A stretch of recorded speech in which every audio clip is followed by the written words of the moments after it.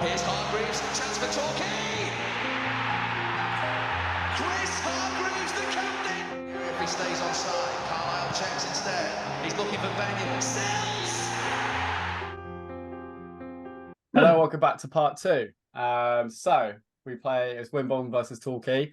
As soon as I saw the draw, I was like, "That's absolutely class." Obviously, you managed your career. You've had two good spells now at clubs. Was it always sort of your plan to get into management, or were you going to do like a coaching route? Because like Chris Hargreaves did, you've coaching into management. Nicholson's done coaching. Carlisle's at Rotherham now as an assistant. Was it no? I just want to do straight up manager. Sort of. I guess it's local to you. And sort of go from there like part-time. Yeah, it's interesting. I kind of, when I retired from playing completely, I think I was 37. I remember it vividly. I was on the steps at Trafalgar Square, and my manager at the time rang me, and because we weren't doing brilliantly, he said they were cutting the budget and he'd have to cut my wage by so much. And I just went, thanks very much, see you later, and decided then and there to retire. And I came out of it and didn't really miss it for a while. They say people miss it, and I did a little bit of commentary as a summariser for Aldershot, and every now and then I get the pang when I went back there as a player, when you walk out and you hear the buzz of the crowd and all that, and then it just kind of got to the point where I was a PE teacher at the time, and I was in an office with someone who was playing locally, and the job that at the club that he was at came up, and he kind of was talking to me about it in the office, and I just thought, well, if I don't go for it now, I probably never will. I'll probably look back and think, I should probably have given that a go because of the character I am and what I feel like I could give back to football as well.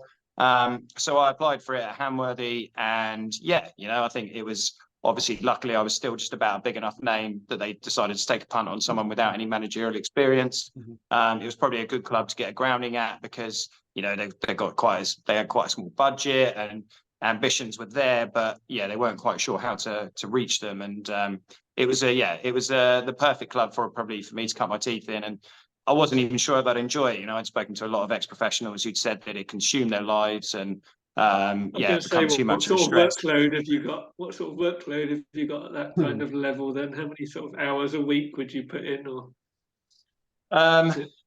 Well, I probably won't go into that too much in case my current work are listening. It's more now than it was because I'm at a club that kind of demands that a little bit more, which is fine. But I've made sure I've always had a really good team around me. So, my managerial team, the team in the background, they take a lot of the load off me. So, other than kind of training and match days, I try not to let it affect too much of my life, although I'm at the reserves tonight. It's you just kind of suck it up and get on with it because ultimately that's what's going to give you the rewards. Yeah, no, that's great. So because you had a really good cup run as well at Hamworthy, and then how did that sort of move to Wimborne come about? As in, was it is it to make the next step, or was it just let's try this? Yeah, I think at Hamworthy we'd had two COVID-affected seasons, and then in the second COVID-affected season we'd won the League Cup, and then our first full season we won the league, got to the FA Vase semi-final. That was it. We're a penalty shootout away from going to Wembley, which was really gutting because it would have been lovely to go back there as a manager as well. And then the next season was their first ever season in the Southern League. It started well enough. We were just outside the playoffs, but Wimborne's kind of it's had a new ground within the last sort of 3 years, really growing. Wimborne itself is a town that is thriving in an environment, especially locally here, where that isn't really the case in other local towns.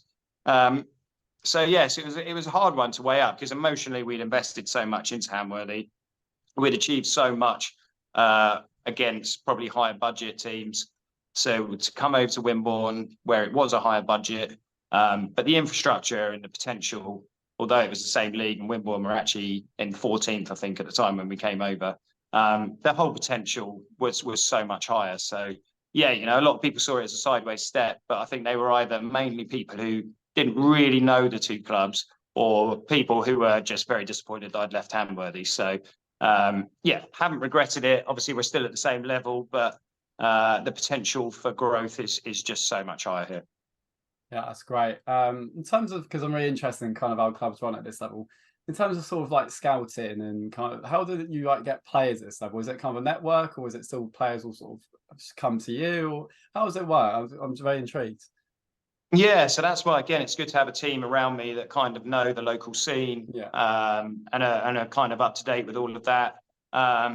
And yeah, I think there's a lot of teams around the same level here. We've got Poole, we've got Dorchester, Yeah. we've got Weymouth, we've got Bashley, we've got Tottenham, we've got Sholing. So there is a pool of players that you kind of almost go on a little merry-go-round sometimes.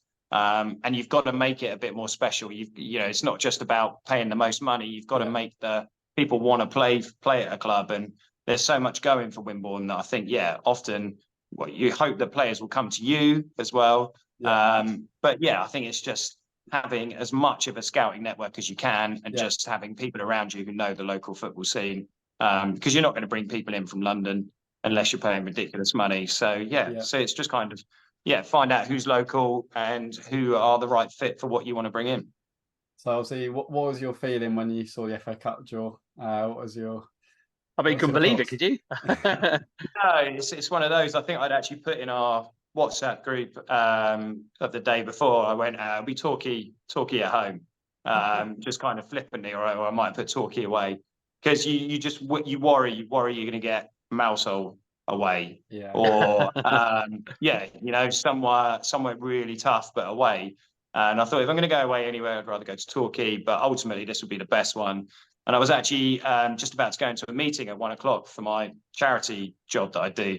And the meeting was meant to be in a cafe. Then it was next to a boat club, and the person we were meeting was part of the boat club. So we were going to go and sit on a sofa in the boat club. We ended up on a boat, and I was trying to check my phone while I was kind of floating around on this boat. And I told them I had to check my phone. And when I finally saw that it was Torquay at home, I think I've said that the hairs on the back of my neck just stood up immediately, and I was a bit like, nah, they're winding me up here.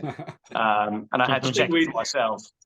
I think we'd all convinced ourselves that we weren't interested in this round, wouldn't we, between us? And then the draw came out. Oh, okay. Oh, this is better. Oh, yeah, absolutely. So, yeah, the dream draw for this stage for us, for me personally. But, it's such a great occasion. The whole club's buzzing for it. Right, and they're buzzing for me about it as well. But ultimately, it's just a great occasion for the club. What's the size of this ground then, Tim?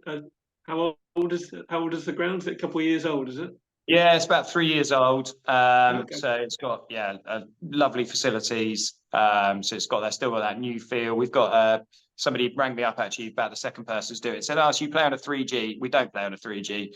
We have a 3G over the back, which we train on, which is great. So when they sold the last ground, the builders had to build Wimborne a new ground. They built 2 grass pitches, and then Wimborne put in a 3G pitch, and then we got the grass pitch. So it's not, I think the capacity's, someone said 2,500. Oh, wow. So, and it's just, everything about it is just looking good. And I think they've worked hard even this year to improve the whole surroundings, and they're working hard behind the scenes to make sure it's going to be the best day possible for every fan that's there, but obviously especially the Torquay fans who are coming up. So car parking could be a nightmare, so they've sorted out special car parking for the Torquay fans. They'll have their own bar facility and their own toilets put in and all that sort of stuff. So they're working really hard to make sure that everybody has a really good match day experience, because it's a great opportunity for us to showcase the club in the best possible light. That's great. Yeah. I think that's what we found going away to some of these clubs this season. They make a bit more effort to make a nice experience for the ground and that. And some clubs were serving too many nice drinks, weren't they, Chris? Dom missed part of the game a few weeks back. He'd had a couple of beers in the sunshine before the game, but we were that messed it. That word got drinks out. Are stronger up north, Tim. That's what I've done. Well, apparently so. But that word had got out that you played on a 3G, and we were all like, there was a panic because our record is awful on artificial surfaces over the last 6 or 7 years. So we were like, oh, well, that's the end of that then if they play on an artificial. But so we were happy when we heard it was grass. Yeah, no, it's great. I've put loads of stones and grit and sand on it, so it should be fine. But no, it's a really nice, really good surface. But hearing that though, I might try to see if we can get it changed to the 3G. I was going to say he's going to change it. That's fair enough. All we have to do is find our weaknesses is watch our videos. Yeah, but, we can't, unfortunately. Yeah, it's renowned at Torquay, isn't it? But yeah, so with Wimborne, I guess the philosophy for the club is keep growing the facilities and then maybe try and make it to the next step, or is it just kind of see how it goes? Not because you can easily overspend and then you're down a few divisions, as we've seen, you know, some of the clubs when we were at Torquay that come up to a national league, and then, you know, Histons or that way north, which is all those teams way back down again. So what's the kind of ambitions of that? Yeah, I think the club are ambitious. They've got sort of probably 3 or 4 year plan to try and get towards the National League South.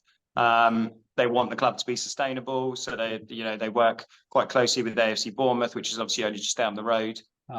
Crowds are really good. So last year we averaged more than the 2 sides that are kind of local but in a league above. And it's all about making this the best club in the area so that it does become sustainable. And that we're not, like you say, overspending and then in trouble. The people who are behind the club and running it are just fantastic business people, passionate about the club.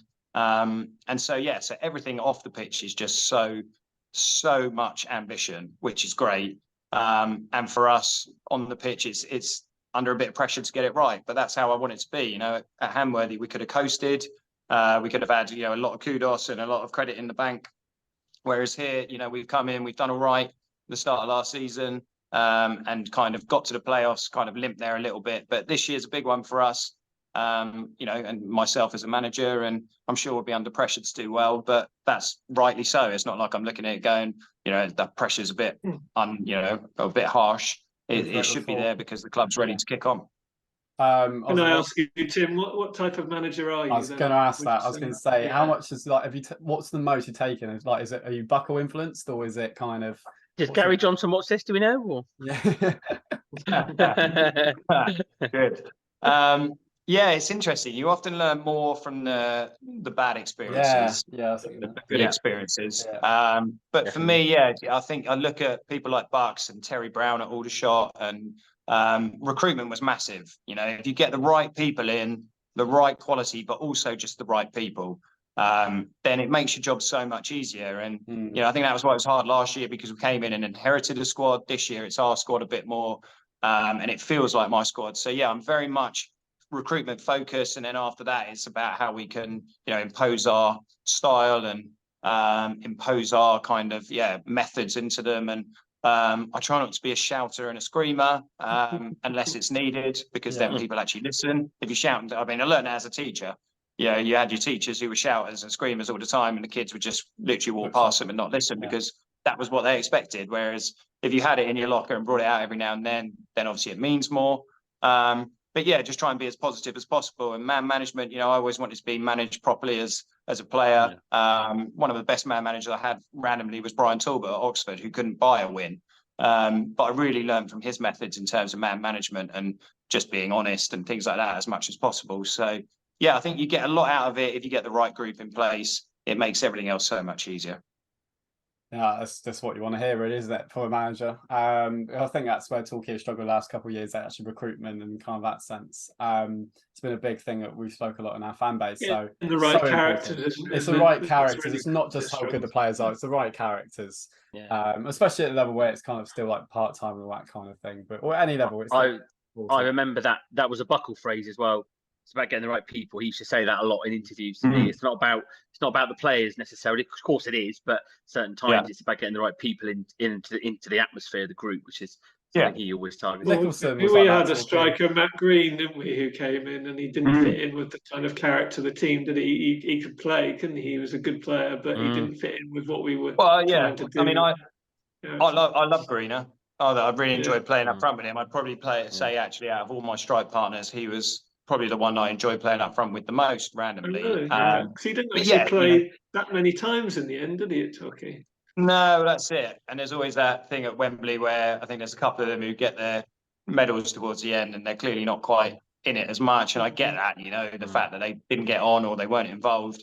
But Greener went on to have a very good career as well. I'd actually more go back to when Zebs came in. So when Chris Zabrowski was being talked about, and Bucks went round and asked people what their opinion was. And I remember Greasy, obviously it wasn't long after the Wootton incident. Yeah. And, What a player, though. What a player. Yeah, and Greasy said, Greasy was almost like, that. No, he's going to be a loose cannon. And I have to say, he was, I love Zebs. I've just absolutely had so much time for him. He was a great lad. He fitted in brilliantly. And you almost looked at it and just went, he must have been treated so badly to have reacted in that way, because that just wasn't him. And I know he's had that in him. I know he had some issues on a couple of nights out, for example. But yeah, you'd want to go to war with him. And that's, for me, that was brilliant for Butts, because he just saw it. A lot of managers would have turned it away, but he thought, no, I can get a tune out of him. And so it proved.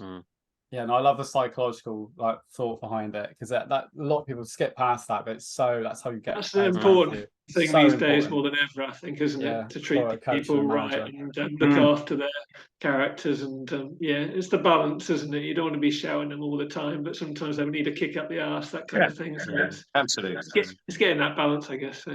Should we go to the questions anymore? Really interesting stuff, by the way. I've got a few questions going back from the Torquay fans. Mainly obviously be about Torquay again. So there's a few of them. One was, who was the best player you played with at Torquay? Yeah, I saw that one come through, and I was trying to have a think, because obviously there was so much talent. And I think when you're looking at it in terms of pure talent, so in terms of pure footballing ability, I would probably say that Mustafa Carriol was the best player, What a in terms of ability. Yeah. But again, he just wasn't there at that time. That was a character thing, wasn't it? Yeah, mentality wasn't there, and he wasn't Bucks' kind of player once he started throwing the toys out a little bit when he wasn't playing. But you could see why he went not so good. Pardon? Geography not so good. But exactly. But he went on to obviously play, what was it, Championship for Middlesbrough and things, and didn't surprise me, because he had so much ability.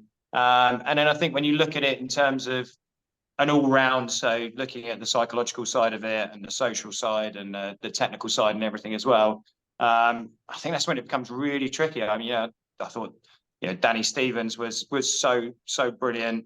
Nico, obviously, I had a great bond with Nico, and he was, the provider of so many of my goals. But probably Greavesy, if you're looking at someone. I think Greavesy as a captain, as a player, as a leader. You look at the Burton goal last game of the season. What a goal! The final, he just would always stand up and be counted. So Greavesy as a player. Say again. When we signed him, he was 35, and you get to the start of the season and think, how much has he got left in his legs? And he was everywhere, wasn't he, across the field? Yeah. If there was a ball to be won in midfield, he'd suddenly appear, wouldn't he? And you'd be like, oh my goodness. So absolutely. Next question, just saying, Tim, do you have any idea how much you enjoyed your header at Northwich first season? We're more miles to the ground actually before the end of the game to get to train home, but that was the day we realised we were back in business, as we said earlier. And then Rachel says, with a fairly even smashing of defenders to forwards, attacking players who turn to management, how is your approach to coaching a defensive line as opposed to your more natural attacking approach? Is it kind of very much like you follow the coaching badges, or is it just, where do you come from with that? Yes, so I'm doing my UEFA B at the moment. So I haven't really until recently had that kind of real in-depth coaching experience or coaching education. And it's funny, at Hamworthy, we were really thrifty in terms of goals conceded. I think we conceded in the league like 13 goals a season or something stupid. It was ridiculous. And I often ask myself that, as like, I'm a striker, surely that shouldn't be my philosophy. But even when I came into Wimborne, we were conceding too many goals. I think we got to the playoffs last year and had a -1 goal difference, which is crazy. So it's something this year that we've been keen to put right. And it's, I think you want your defenders to defend, but you still want like your fullbacks to get forward, but it's how you can then counteract that. And I really liked, one of the things I hate as a footballer was shape work, but I really liked the way that Bucks did it, for example, because it would actually walk through it nice and simply. You wouldn't just be doing it for hours and hours, and everyone kind of knew where they should be. So, I think you just kind of work on the fact that everybody takes ownership, but then also takes ownership of each other in terms of when you lose the ball and when you are defending. And then, if you can get the players in that have got a bit of flair going forwards, then it makes that job easier as well. Yeah, I think there's an assumption that strikers will have attacking teams and defenders will have organised defensive teams, won't they? But it's not necessarily. No, it'd be great to have both. Midfield, yeah, midfielders just have people who run around a lot. But it's something that we have to work hard on, because ultimately, my philosophy is, if you're not conceding many goals, you've got a great foundation to build on. Yeah, absolutely. That's great. A really good question, by the way, Richard, as well.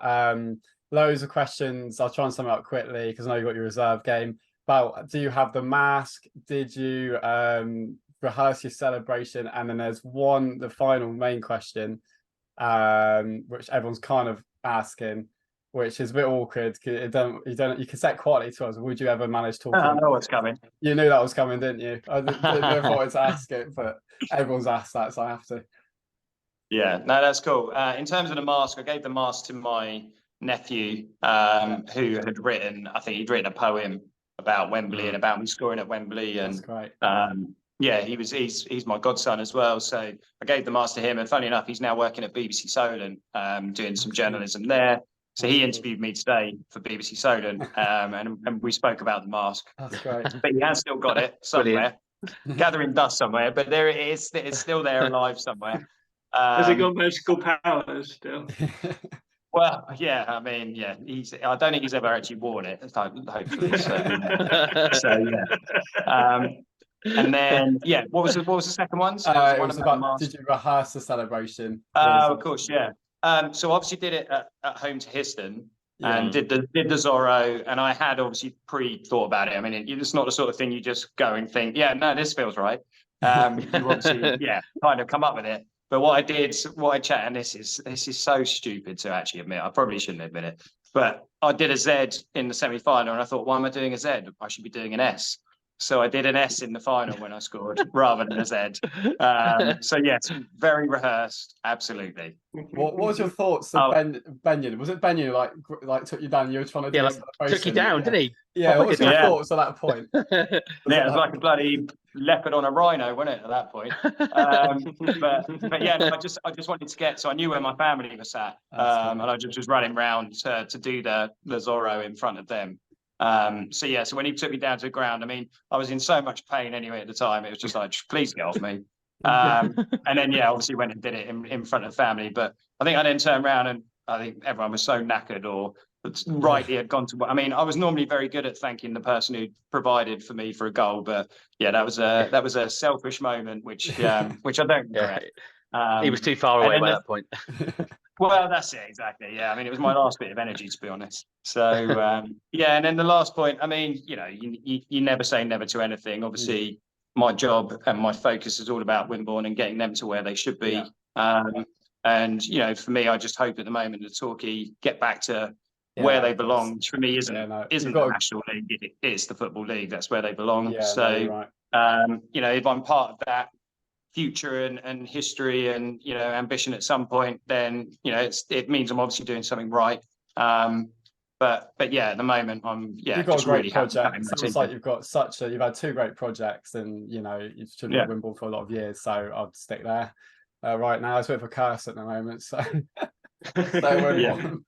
Are you warning him off, Torquay? Yeah, don't do it. Don't do it. Just on that, do the experiences that obviously two of the players who played in that team, which I guess is a danger for ex-players going back to manage clubs that they played for, is the big risk. Does that put you off a little bit? Does that make you think, actually, because coming from out, perspective, proper, for supporters like us, it doesn't put us off. It doesn't change what they did to players. But obviously, Greavesy and Nico didn't have great experiences for a variety of reasons. But you look at that and think, to be fair. But, well, they both did, didn't they? Yeah, both did. In some respects, but you must picking the right time to manage a football club, isn't it? It's about picking the right time. I think that's it exactly. I think having spoken to Greavesy and Nico, since it happened, and even when it was happening, yes, they both had their. I think Greavesy probably had his hands tied more than people realised. And Nico the same. I think Nico probably did wonders actually with what he was given. Ridiculous. Exactly. Driving a minibus to away games, absolutely crazy. So that doesn't put me off because of that situation. Probably it doesn't put me off because I would make sure that. It was going to be right. If that did happen, it would have to be, a chance of success and some ambition there.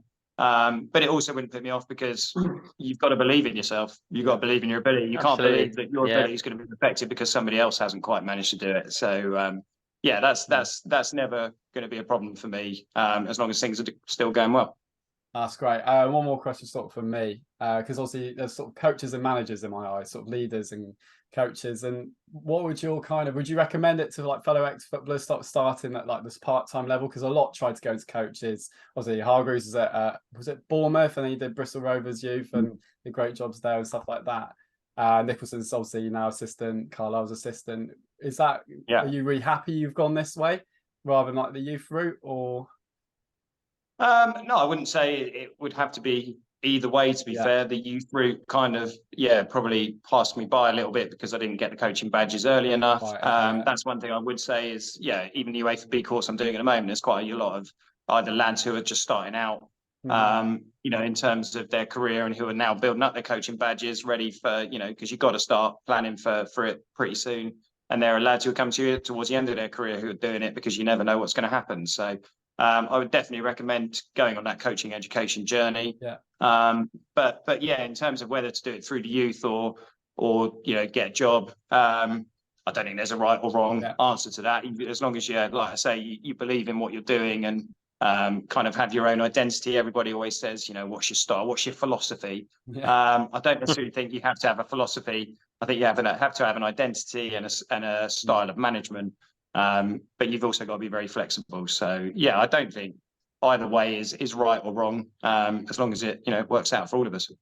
Kevin Nicholson was brave going in so early in his career to a full-time management job, wasn't he? Because you're soon written off as a poor manager if you have a couple of bad years, aren't you? In these kind of, that's the tough world of football, isn't it? But yeah, he's bounced back since, hopefully. So it's absolutely, yeah. Well, that's a shame it's at Exeter, but other than that, it's a shame. But well, that's the thing, isn't it? Beggars can't be choosers, can they? No, it's true. We still like him, I think, don't we, lads? Just about. You still keep in contact with some of the old lads? Absolutely. Do you slip into the old banter routine with those guys when you? I think when we've done things together, even Torquay Connected, and it'd be great to get all the boys together again at some point, even if it was for a charity game or just a social. But yeah, you just slip straight back into it. And it's always the hard thing with football because you're probably not at a club unless you're Kevin Hill for more than sort of 3 or 4 years. And you build up those bonds and then you move on and you build up different bonds, and it's hard to always stay in touch. But yeah, people like Greavesy and Toddy and Nico and Wayne and all those guys, very much still all interacting social media wise. But if we ever met up or ever on one of these, then it's just so natural. That's great. That's another one as well. Kevin Hill, he's having a great managerial career. He's done wonders at Exmouth. So absolutely. But no, thank you so much for joining us. We probably kept you a bit longer than we meant to, but that's all good.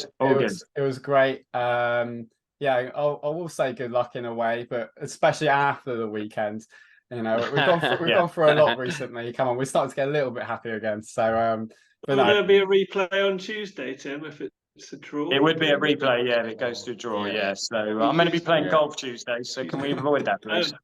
Are you not playing for a draw then? Get a night out and play more now? Well, I mean, I'm not sure I can put my golf before, these playing maybe for a replay, but I'm not going to run on and kick one in our own net anyway. But thanks for joining us, and obviously good luck with the rest of your managerial career as well. It's been great to follow it. Good luck to Wimborne for the rest of the season as well. So thanks for watching, everyone. Yeah, cheers, Ben. It's been a pleasure. Cheers. Here's Hargreaves, chance for Torquay. Hargreaves, the captain. If he stays on side, Carlisle checks instead. He's looking for Bangor. Sells!